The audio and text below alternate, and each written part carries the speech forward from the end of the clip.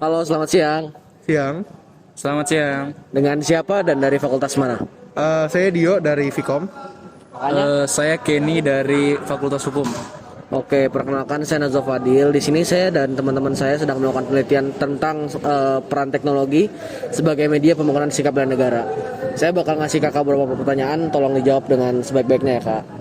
Oke, pertanyaan pertama, menurut kakak, penggunaan teknologi itu dapat memperluas pembangunan sikap bela negara nggak sih? Kalau menurut saya sendiri sih tentu saja bisa ya, karena dengan adanya teknologi ini sikap-sikap bela negara ini bisa disosialisasikan kepada masyarakat. Jadi jangkauannya kayak lebih luas gitu sih karena adanya teknologi. Oke, kalau kakaknya? Menurut saya juga sama, karena kalau kita lihat dari teknologi zaman sekarang ya, itu kan bisa dibilang itu sangat cepat untuk menyebarluaskan ke masyarakat ya. Jadi menurut saya itu bisa membantu. Oke. Kemudian pertanyaan yang kedua, kan tadi kakak bilang dengan adanya teknologi justru memperbaiki dan mempercepat, memperluas informasi tentang sikap bela negara.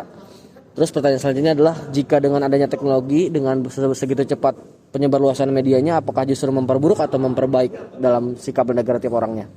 Kalau menurut saya sih ini tergantung dari dua pihak, dari pihak penyebar informasi serta dari pihak menerima informasi. Karena seperti yang kita tahu dengan maraknya penggunaan teknologi, banyak sekali yang bisa kita bilang hoax ya, atau informasi-informasi palsu. Maka dari itu kita sebagai masyarakat yang menggunakan teknologi harus bisa menyaring dan memfilter informasi yang kita dapatkan dari media sosial, dari teknologi, contohnya media sosial. Oke, dari kakaknya?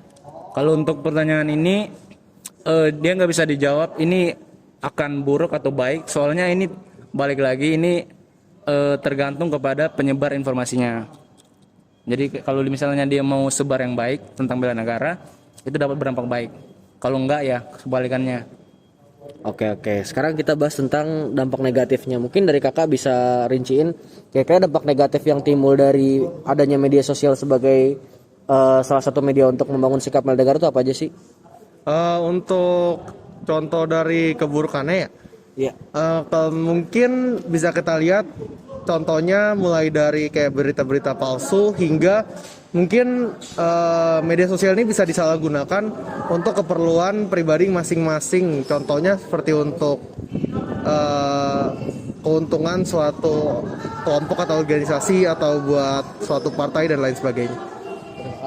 Paling dampak negatifnya media sosial ini kan sangat luas ya. Apalagi masyarakat kan kebanyakan di zaman sekarang ini punya media sosial. Nah, untuk dampak negatifnya apabila penyebarnya itu memberikan dampak yang negatif, misalnya mengajak masyarakat untuk demo dengan tidak ada berdasarkan apapun.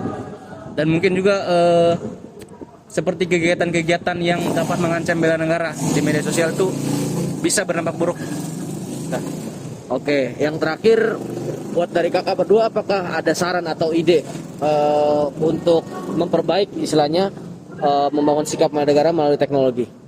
Kalau menurut saya sih paling kita sebagai masyarakat ya itu boleh banget nih untuk menyebarluaskan info-info tentang bela negara, terutama untuk kita yang karena kita kan generasi muda ya, kita mengerti tentang teknologi, itu sangat disarankan untuk memperluas informasi tentang bela negara. Kita juga tidak boleh termakan oleh informasi palsu atau hoax yang disebarkan di media sosial begitu saja.